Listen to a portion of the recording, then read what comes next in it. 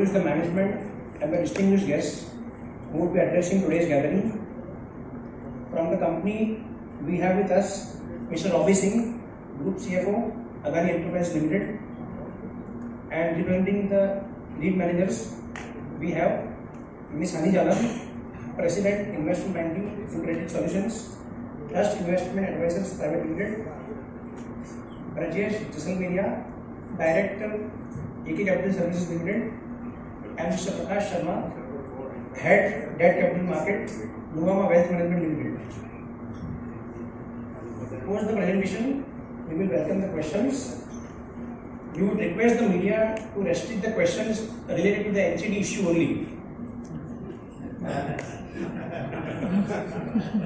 I would now like to invite Ms. Hani Jalan to initiate the proceedings.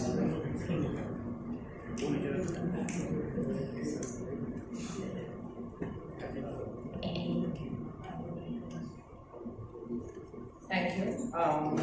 We welcome everyone on behalf of Adani Enterprise and the lead managers to the issue for the press meet. We are looking at an first debt IPO of Adani Enterprises Limited, which is a secured, rated, listed, redeemable, non-convertible debentures issue, which will be opening on September 4 and closing on September 17. The lead managers to the issue are Trust Investment Advisors Private Limited, AK Capital Services Limited, and Nuvama Wealth Management Limited. Let me just run you through a little bit about Adani Enterprises Limited. So Adani Enterprise is the flagship incubator of the Adani Group, which is amongst India's top business houses with a focus on energy, infrastructure and innovation. Adani Enterprises has developed a diverse portfolio across 4 core sectors: energy and utility, transportation and logistics, consumer and primary industry. To brief you a little bit about the issue, we are looking at a base issue of about 400 crores with an oversubscription of about 400 crores, adding to a total of 800 crores. This NCD is rated A+ by CARE. The issue is going to open, as I mentioned, on September 4 and closing on September 17. There is an option for the company to close early depending on the amount that is covered. The face value of the issue is 10,000 rupees, and there are 4 categories that can subscribe to the issue. As we go into the details, we will run you through the different categories that can subscribe to the issue. I'd now like to invite Robbie Singh to actually run you through the details about the company.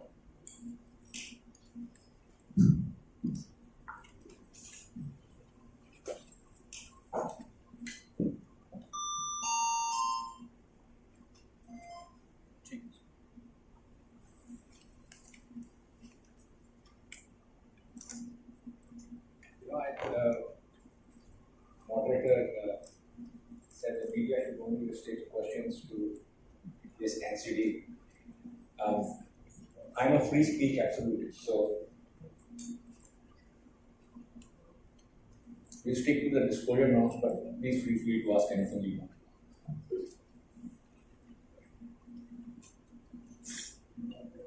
Just before I commence with the presentation, I just wanted to thank our team, Qualcomm team, Varsha Dwale, and Adani Enterprise team, Saurabh,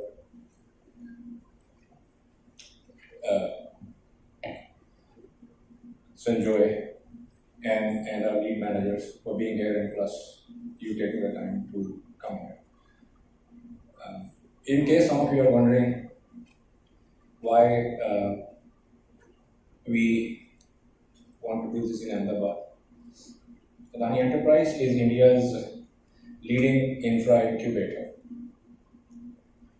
Ahmedabad is home. If we ever do anything in Adani Enterprise, it will always be done from Ahmedabad. So thank you for being here, and thank you for being part of something which will be a long-standing tradition. As Hani mentioned, Adani Enterprise is an incubator of infrastructure assets, broadly in 2 areas. One being energy and utility, the other one being transportation. So I just want wanted to lay the context for the media that is present as to why these two areas.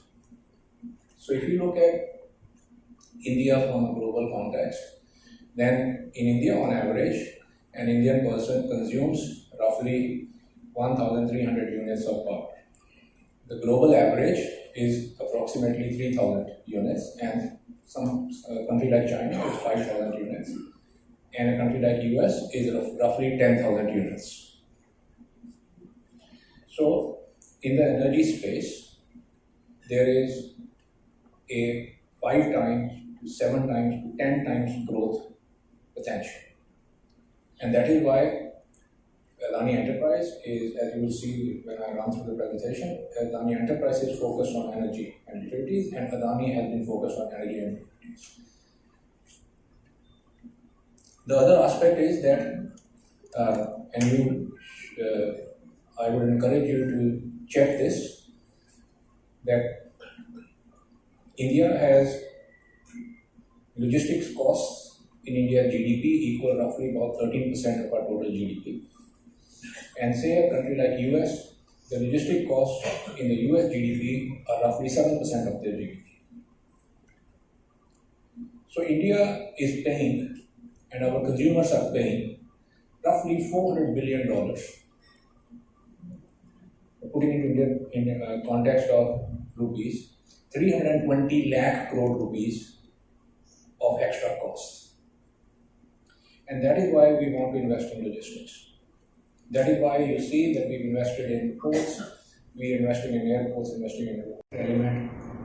A lot of you, I'm sure, one way or another today use UPI. Yeah? Maybe I'll start with a question to the media. What is UPI?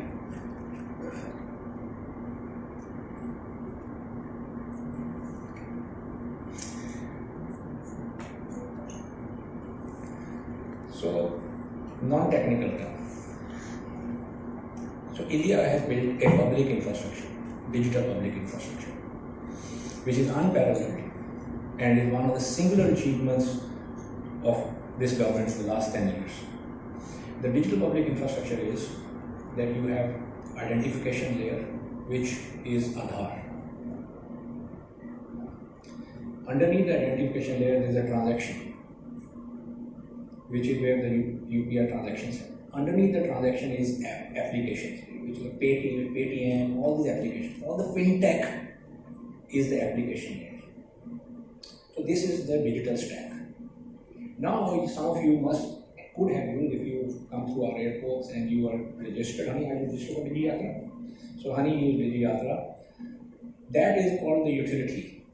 Because we have the identification layer of Aadhaar, transaction layer, and apps layer, you can set up all these utilities. Now, when you do this, something is processing this data. And this is domestic indigenous data. So it will sit on data centers and servers in the country. That's where our data center business fits in. Because as this grows, today when you do a normal search, and let's say you spend 1 unit of energy, when you do an AI-enabled search, you spend 9 times that energy. So that energy is consumed by these data centers because of the processing of the data. So when you do Digi Yatra, you show up, it checks against the Aadhaar. It can automatically also verify how you've done your banking, etc. It can clear the security.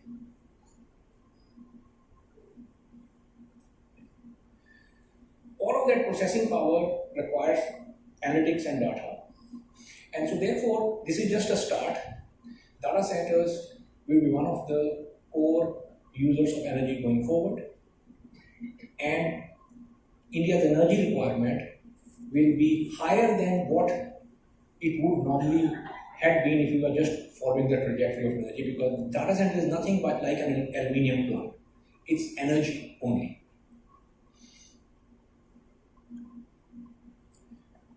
So something like UPI and the domestic digital stack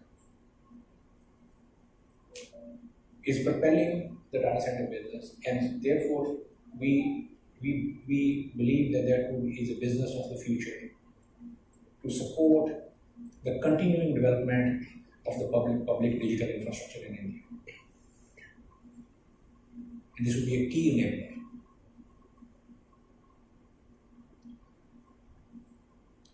Airports and roads, as I mentioned, is largely plugging in the gap of the logistics inefficiency.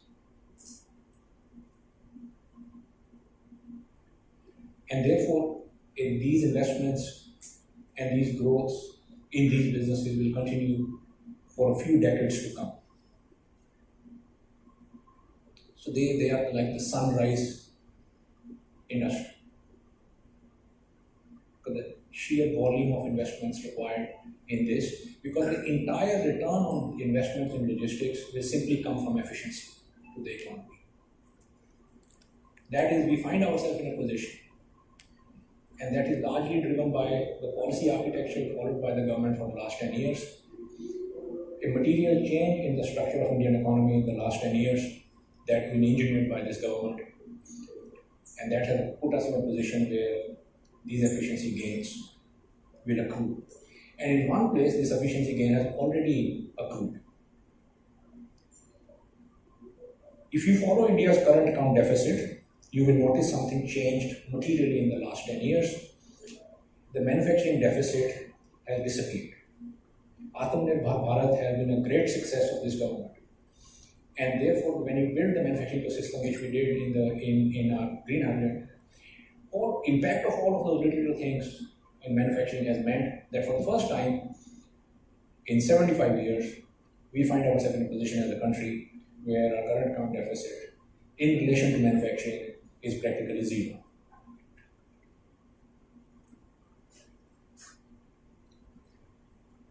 So if we with AEL does, which aligns closely with the domestic needs, it allows the development of businesses that are consistent with the need of the country, and they get the return from the efficiency and the growth required by local population.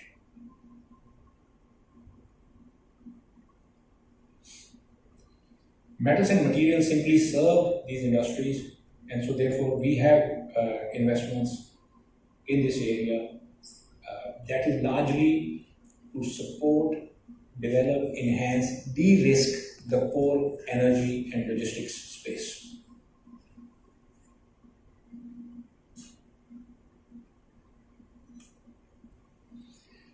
Operational function, AEL acts as an incubator, but we are here for public issues, so I just want to run through very quickly. Although we don't internally track P&Ls, because our main focus remains on development of new businesses. But nevertheless, on a consolidated basis, P&L is reflective of the nature of the underlying businesses. It has been consistently upward trend. Today, our EBITDA, just as a aside, AEL's EBITDA itself. We're having this conglomerate work for the first time in the debt IPO space. To run you through the issue details, it's a secured, rated, listed, non-convertible debenture issue.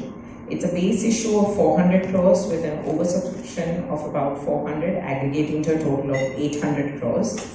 It is broken up into 3 tenors, which is 24 months, 36 months, and 60 months. The coupon payments options are available to the investor, which is on a quarterly, annual, and cumulative basis, which is segregated into separate strips, which we'll run you through later. There is a security cover of 1.1x of principal and interest amount total. It is rated CARE A+ with a positive outlook, which I think Robbie's spoken about.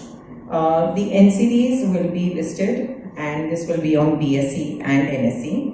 BSE has been appointed as the designated stock exchange depositories. The depositories are NSDL and CDSL. The taxation is subject to the investor, whoever is holding. The use of proceeds is for general corporate purpose and prepayment or repayment of debt in part or full. The issue opens on September 4th and closes on September 17th.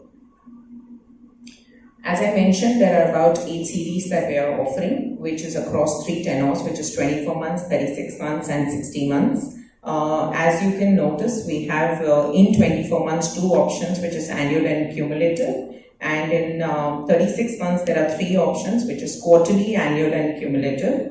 And in 60 months, you have the same series, which is quarterly, annual, and cumulative. The interest rates range from about 9.25% for a 24 months, 9.65 for a 36 months, and 9.9 for a 60 months. This is what I've spoken to you on the annualized levels. The redemption amount on maturity for NCD holders is the minimum amount that we have given here, and the maturity is on the dates of the redemption. There is no put call option, so you hold till maturity.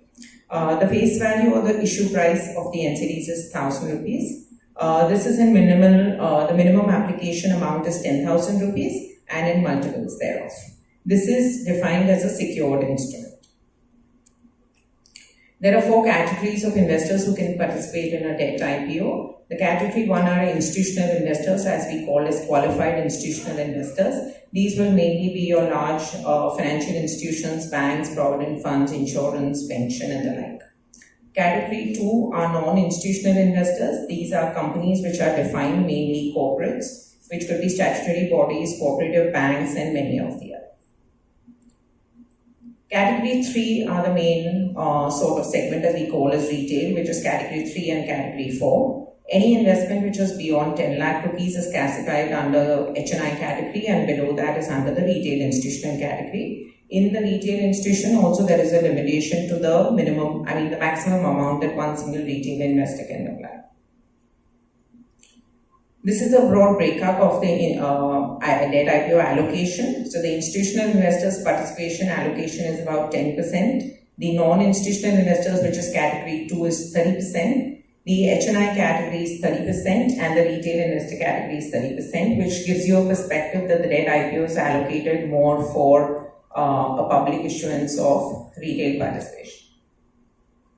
The intermediaries to the issue are trust investment advisors. You have AK Capital Services and Nuvama Wealth Management. The registrar is Lincoln Time and the debenture trustee is Catalyst. So we'll now open it up. Why debenture?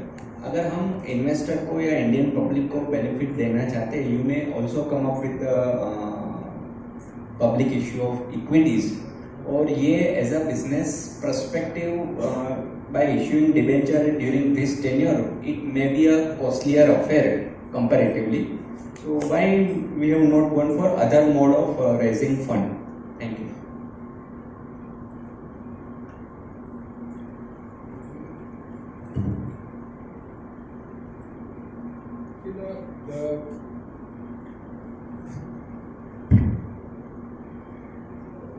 As I explained, in overall capital management space, 2 things become important.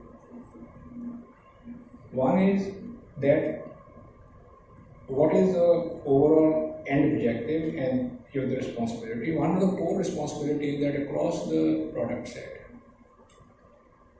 within the Indian capital markets, public debt outside of government and financial institutions is very limited. And if you look at any mature developed market in the world, that is not the case. So, as a large corporate, it becomes incumbent on us to play a level of developmental role. So that's to answer the cost. So we understand there is some cost to it. But in the longer term, that cost gets mitigated because it creates a new access to a type of capital that today is not there. So the one is the longer term. The second is from time to time, we continue to, it is outside the purview of this, but we are one of the few large corporates that have very active domestic engagement program where we go and meet in various cities in India, showcase our companies. So from an equity investor perspective, that continues. And as we go along this, you will see that this journey, that you will see that the entire product set across the capital spectrum will become available for retail as well, including equities. Thank you. Next question. I'm Rafat Kadri. I'm editor of Bilkul Online, English, Business and Lifestyle. I have two questions. Since you allowed free speech and you're open to questions, I'm not asking any serious questions, just making it light. How is the Josh? My first question is. Secondly, how many employees does Adani have? Answer the second question first. We categorize our employee ecosystem in three ways. So, direct employment, roughly about 42, 43, but I could not give you the exact number because about 1 or 2% is normal changeover that occurs. So about 42,000. We have contract and direct contract staff of similar amount. And our Adani India Infra Limited has a further contract workforce which works of about 1 lakh, which works on our development projects. So in total, at any given time, within our construction program, our contract workforce and employee workforce, roughly about 1.8 lakh. 1.8 lakh. No. In relation to the first part, I get into trouble.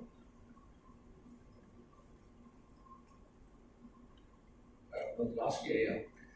So in the Indian flag was behind me, and a lot of people, excited people, commented on that. Those of you who don't know, I represented India, so I've had Indian flag in my office or my house since 1986. Indian flag, so I had the right to use the flag, but nevertheless. It's about the fundamental nature of what we do. Is a pure domestic investment, largely group and portfolio.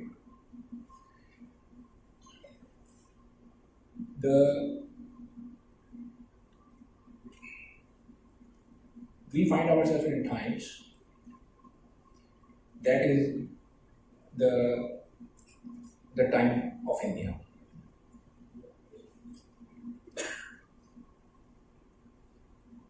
India will add an economy the size of US to its economy in the next 25 years.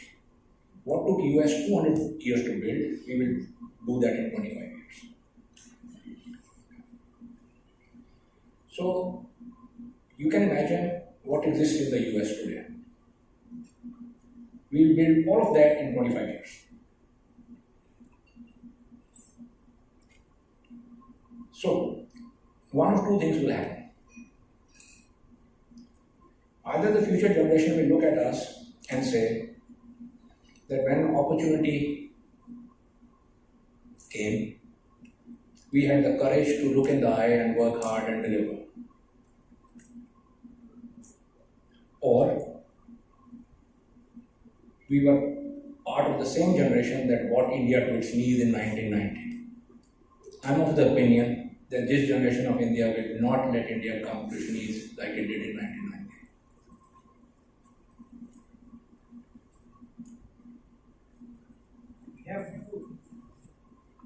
We have online questions. Am I audible?